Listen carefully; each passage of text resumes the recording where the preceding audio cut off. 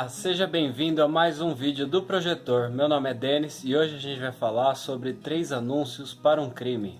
Na cidade de Ebbing, no estado do Missouri, nos Estados Unidos, a gente encontra um clima bastante interiorano, daqueles típicos climas de cidade pequena dos filmes norte-americanos que a gente tanto vê e que pelo visto é verdade, porque são filmes com uma delegacia de polícia, uma escola ali, e aquele clima de que todo mundo se conhece, todo mundo sabe um pouco da vida do outro, ou todo mundo sabe muito da vida do outro.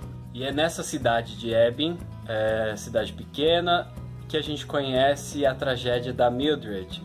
A filha dela foi estuprada e morta há 8 meses e ela está aprendendo a lidar com a tragédia particular.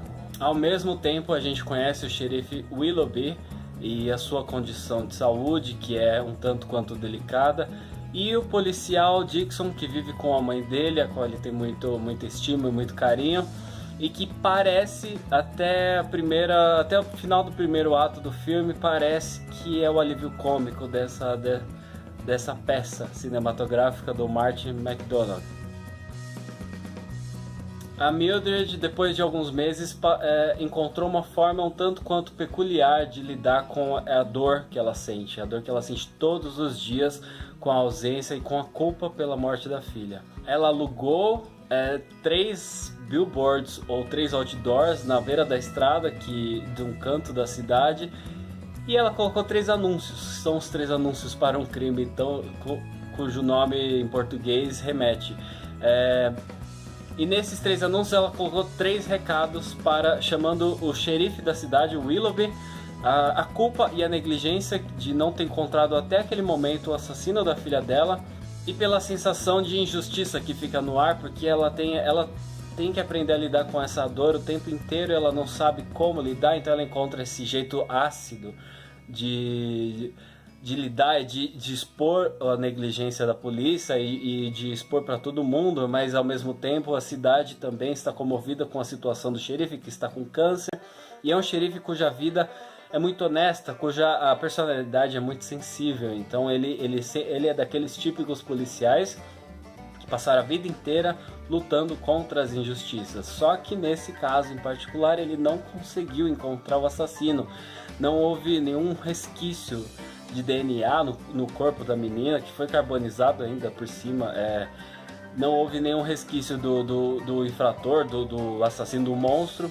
E a polícia não encontra isso depois de meses e meses, e a mãe não consegue esquecer e não consegue se conformar com a perda da filha. Então o filme tem esse dilema de como a mãe, dessa forma ácida, com esse humor que carrega o filme inteiro, sarcástico, como ela lida com a morte da filha e como ela quer expor aquela dor. Ela quer que todo mundo veja que ela está sentindo a dor, e cadê a justiça, cadê?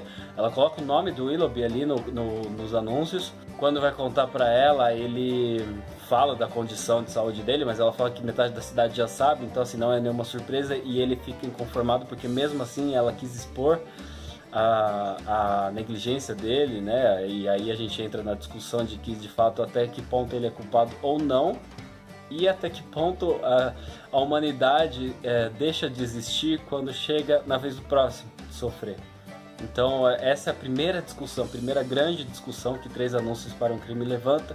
Enquanto isso a gente tem o Dixon, o policial, permeando tudo aquilo de maneira um tanto quanto incômoda, porque ele é um policial racista e todo mundo acusa ele, fala que e aí Dixon, você vai bater quando no próximo negro? Eu não sei, sabe, ele joga muito isso no filme, de que ele é um policial racista, e a gente rapidamente começa a odiar aquele cara. E aí a gente vai conhecendo, vê a mãe dele, que também é muito dura, e a gente vê o quanto a mãe dele também é rasa, né, na percepção da vida do ser humano, do próximo.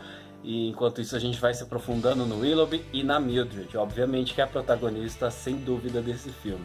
E aí a gente se questiona, quem está sofrendo mais no filme? É a mãe com a perda da filha sem resolução, com a perda monstruosa da filha? É o policial honesto que está enfrentando no final da vida uma doença horrível, com uma perspectiva de morrer sem aquele caso solucionado, e mesmo assim ele consegue encontrar a humanidade em diversas situações, principalmente do Dixon, que alguém que sofre pela ignorância. E sim, essa discussão é levantada no filme. E aí a gente fala, obviamente, dos atores. Começando pela principal, a Frances McDormand. Mais uma vez, aí ela está... A Frances McDormand tem a persona dela nos filmes, né? A gente consegue encontrar nos diversos filmes que ela fez, apesar de diversos, não foram muitos, não em quantidade.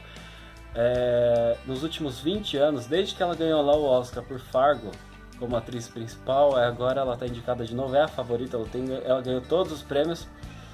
E provavelmente quando você estiver assistindo esse vídeo ela já vai ter ganho o Oscar dela.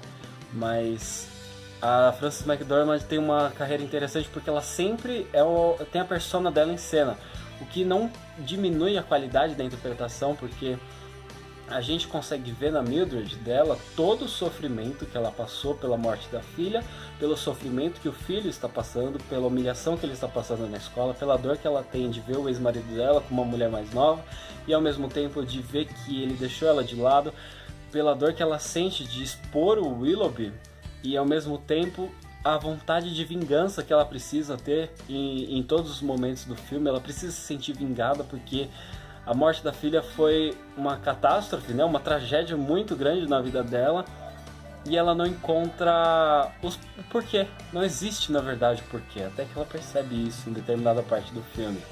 E aí a gente vai pro Willoughby, que é muito bem feito, mais uma vez, pelo Woody Harrelson, que consegue sim viver diversos personagens do típico interiorano dos Estados Unidos, mas ainda assim um diferente do outro, porque ele consegue imprimir tanta emoção em cena, porque você vê o sofrimento dele por não ter conseguido solucionar aquele caso de uma mulher que está sofrendo muito pela perda da filha, você vê o sofrimento dele diante da esposa por conta do câncer, você vê a dor que ele sente porque a vida dele está acabando e o legado que ele vai deixar, que não é necessariamente o que ele gostaria, principalmente sobre o Dixon, né, o policial racista.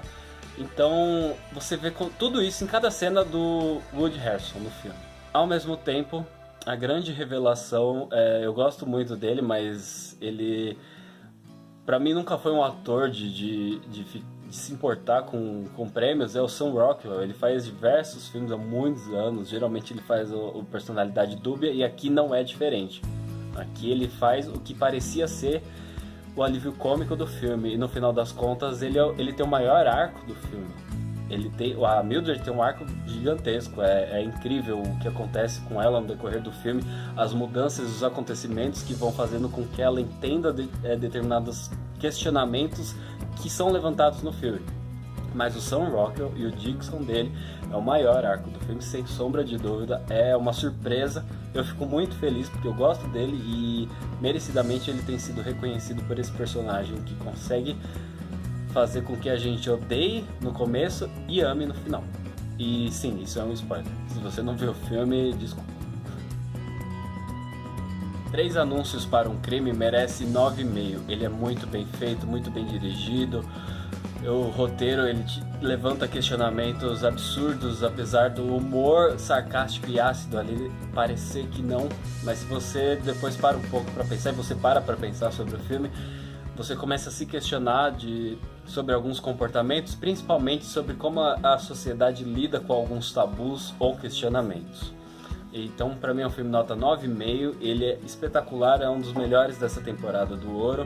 Para mim, ao lado do Me Chame Pelo Seu Nome e do Trama Fantasma. Espero que você tenha gostado desse vídeo, espero que tenha gostado do conteúdo. Fala pra mim o que você achou de 3 Anúncios para um Crime, se você já conhece outros trabalhos desse diretor, o que você achou das interpretações que pra mim fizeram tanta diferença nesse filme. É isso, tenha ótimos filmes.